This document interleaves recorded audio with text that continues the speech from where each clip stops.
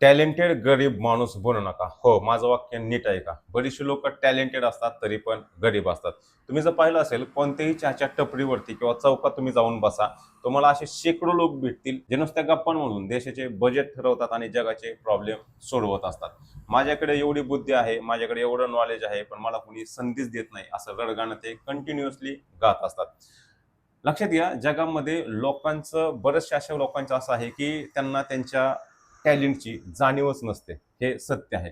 कारण जगामध्ये खूप गर्दी आहे. त्या गर्दीमध्ये टॅलेंट बाहेर आलं तर तुम्हाला किंमत राहत असते. जगात सर्वात जास्त भिकारी हे टॅलेंटेड लोकच आहेत. त्याच रांगेत ते उभे असतात.